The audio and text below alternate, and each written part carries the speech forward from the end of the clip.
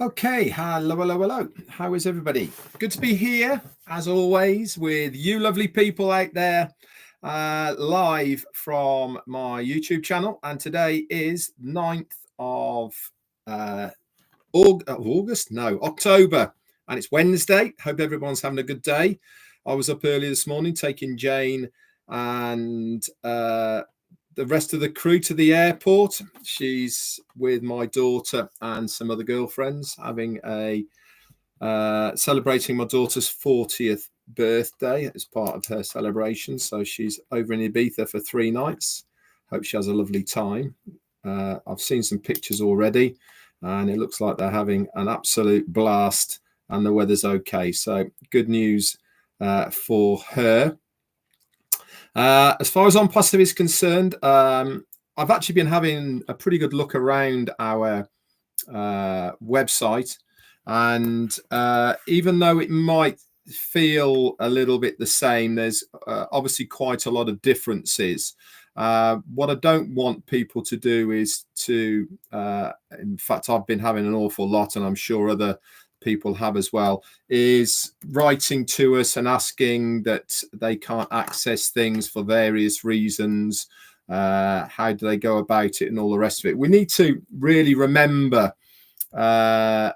exactly what our CEO said, and he said this is just to get us going. This is so that we can log in and see our accounts, see our information. All the rest of it will come in time. It will come to us pretty quickly, I believe. So we just need to wait to hear any more information. I'm sure there is going to be things that we will have to do as well, but we also don't need to jump the gun on what those are going to be. Speculation really doesn't help whatsoever. You know, we've been for nearly 4 months, we've been wanting to have our OES back. We've got it back now, so let's just enjoy having that. I said last night on Digital Blueprint, and Tanya Onpassive, thank you. You actually put my comment up on Onpassive Nation. Having the OES back for me is like wrapping myself once again in my comfort blanket. It feels very safe again, doesn't it? Once to have it back. And this really is what our CEO, Ash Mufareh, wants us to feel like, that we've got our safe haven back once again within Onpassive. So we just really need to enjoy having that place that we can go to get the right information from corporate Onpassive through that pop-up that's in the top middle hand corner, and all of the rest of the information that we have there. It's also there for us to have a good look around. Now, some places are active, some places aren't active. You will notice as well, for instance, like my trims is there, but none of the old trim URLs are there. You'll notice that in the My Documents section is there, but none of the documents are showing, etc. Some people's profiles aren't correct. Or the Become an Affiliate tab is there in the middle, and people have been reaching out and asking me, do I have to do this? Should I be reporting this? All the rest of it. Don't do anything, guys. Just log in and enjoy what you are seeing in front of you. The reason for the information, what I'm talking about today, really is because it sparked an interest in me last night when I was on Andy's show, OP Digital Blueprint, and Collins came on as well, and I'm very glad he did, actually, because it meant that what I was talking about was actually I was correct in what I was talking about. I thought I was pretty sure I was, and it really does show how amazing the tech team have been. And this is really what I wanted to talk to you guys about, really, is that not only did we retrieve all the data, that is our information, our teams, wallets, etc., but also all of the data of all of the products, all of that coding that had to be done. And what I was talking about yesterday was how they've managed to take something that they've inherited that they didn't build and put it all back together again on a new server, and it still looked the same. So what do I mean by this? Now, the example I gave was GoDaddy. Now, most of us have used GoDaddy for domain names in the past, etc. And part and parcel of that GoDaddy domain is they offer you the ability to build a 3-page website as well, included in that price, or maybe a little bit more. It doesn't make, it's pennies, really. Now, if you use that and you go down that route, you can use all of their templates, all their information to build yourself a very, very nice website on GoDaddy site itself, and then you can put it live so that it has all your information on, etc., on the internet. And to all intents and purposes, it's yours. It looks like yours. You've built it. You have complete control over all of it and the rest of it. But here's the but. Everything to do with those templates and that website is all part of GoDaddy, and it's on their servers. Now, if they pull the plug, you lose everything, okay? Because you have no backup of your data, you have no backup of your website and all the information within it, because it is all on GoDaddy servers. This is kind of really what happened as far as Onpassive and AWS services is concerned. We built the ecosystem, or not we, I'm on about the tech team that were there in charge. They built the products and the services and the OES all on AWS servers. So they logged into AWS and then they built whatever we saw in front of us on their servers. And when it went down, guess what? Everything went down. We didn't have any access to all of that coding, all of that information, and all the rest of it. But with our new tech guys, they've managed, how I don't know, way above my pay grade, but they've managed to retrieve all of that information off AWS servers, take it, look at it, decide what were the good bits, what were the bad bits, what they need, what they don't need, put it all back together in a format that is quite literally exactly the same as far as we're concerned, and put it back onto another server. But here's the difference. Now, everything is being built autonomously away from a server. So it's a bit like building a website using your own software on your own computer, and then you load it up onto somebody else's server. This means that you'll be able to chop and change if you wanted to move it to another server or somewhere else. It doesn't really matter, because you have all of that information on your own computers, and then you just put it somewhere else, so that it takes it, so it's in a place where it can handle the volume of people. Now, talking of volume of people, the pop-up that we see at the moment in our ecosystem from Ash Mufareh gave us very interesting figures, didn't it, of 12.5 million impressions onto that page in a 6-hour period. Now, I've had people saying, does that mean there's 12.5 people logged into the ecosystem? Does that mean that that's 12.5 million people traffic wise? What does it really mean? Okay, in layman terms, that 12.5 million are page impressions. That means when you have a page in front of you, okay, the first time you log in is one impression. Now, you've got menu bars, you've got tabs and all the rest of it, haven't you, on your OES page? Every time you click on something else within that page, that is another page impression. Okay, so like for me, for instance, I'm all over the place looking around. I'm clicking everything, nosing around, all the rest of it. I've probably put 6 million on my own. But this is why page impressions are extremely good sources of information as far as the programmer is concerned, because it just shows where people are looking, because you have all that information and it will give you hotspots of your page so that you know where people are navigating to, what they're looking at, and things that, again, that they're not looking at. So it really is good information from a programmer as far as that is concerned. But either way, it doesn't half show the amount of activity that is on that page. 12.5 million clicks in a 6-hour period is phenomenal, guys. It really means that you guys have been extremely active in your OES, mooching about, clicking all over the place. It's fantastic. Going back to what I was talking about with the information and all the rest of it, they've taken the information which they inherited. So they weren't the coders of it.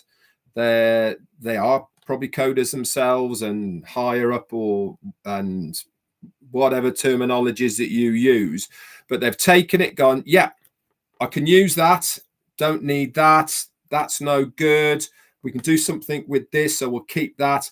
And in record time, and this is the point I really wanted to make, in absolute record time, they've taken it, put it all back together, reintroduce it to a different server, and we now have access. Now, to do that is a huge undertaking and no mean feat.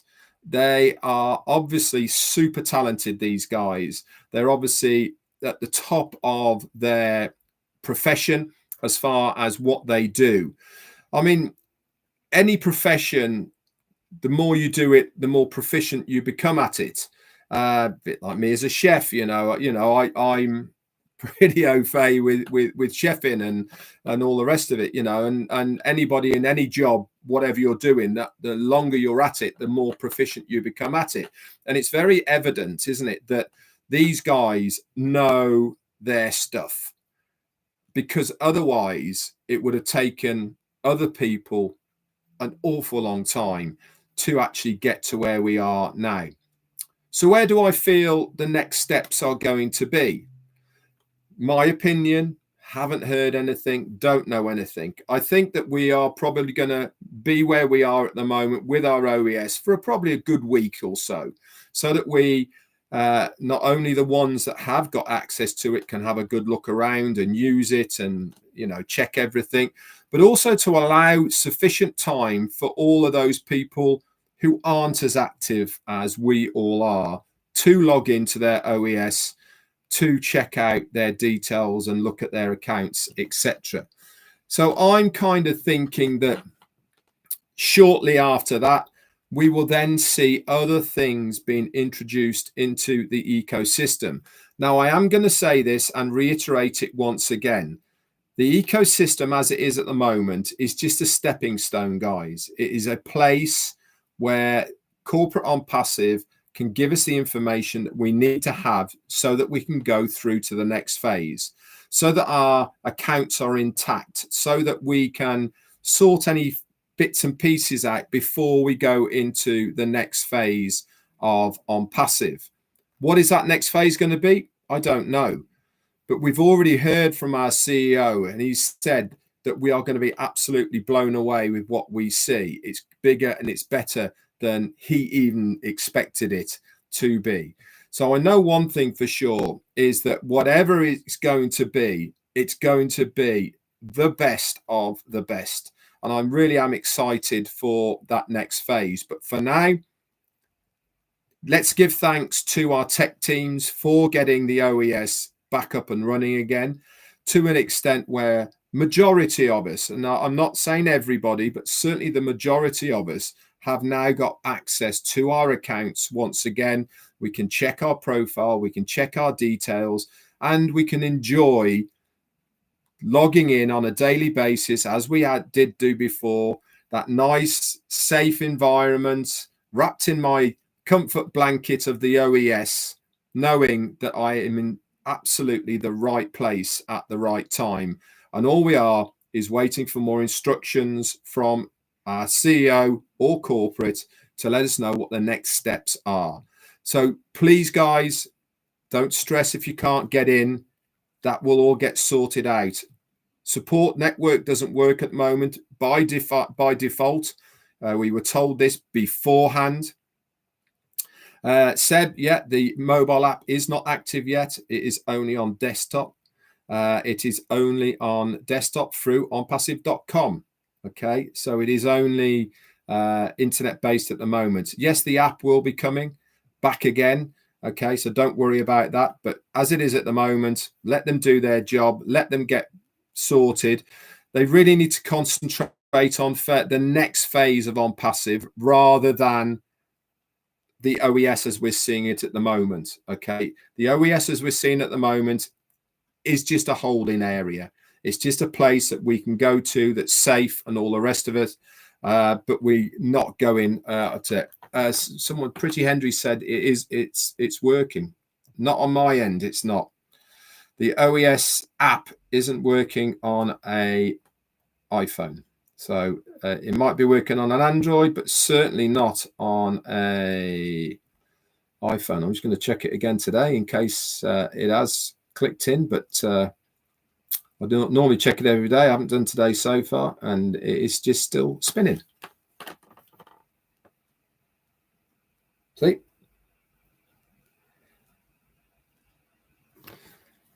So not on iPhone.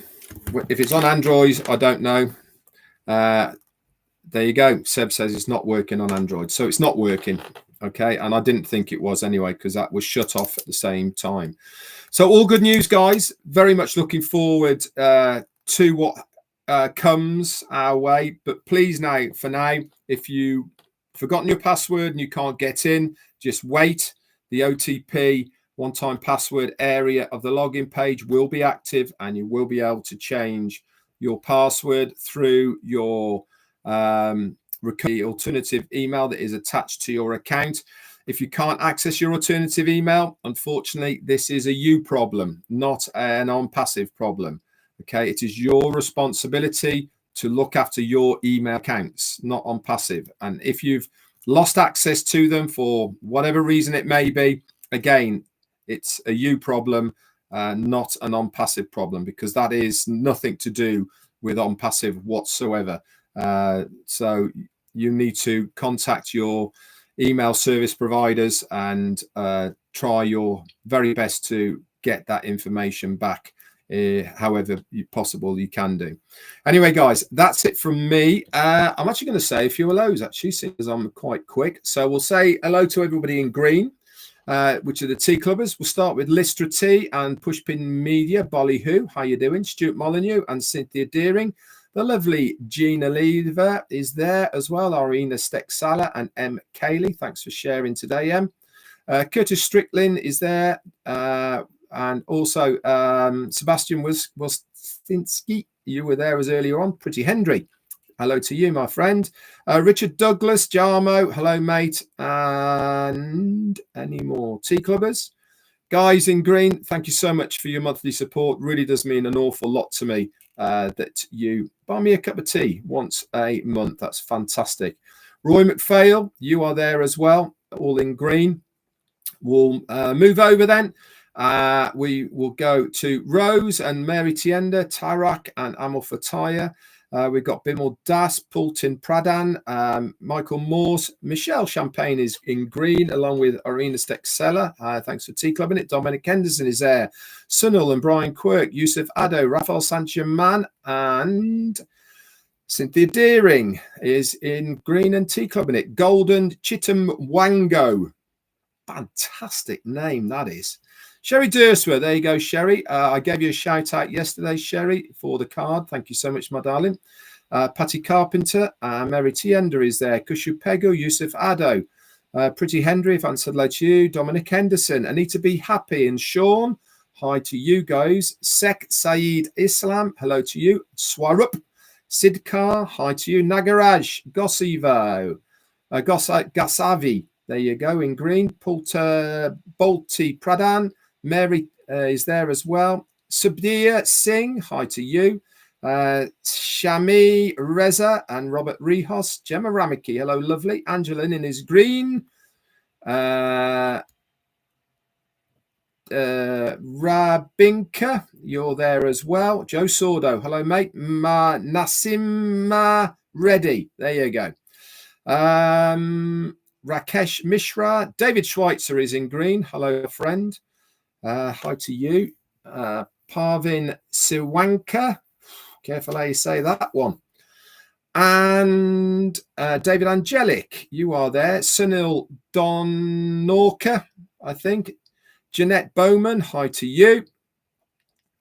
Michael Morse, a few more then. We will do Mashanka Sahu, Shanto Ray, Eleanor Day, and the last one will go out to Robert McGahey. There you go, guys. Thanks so much for being on. Thursday tomorrow.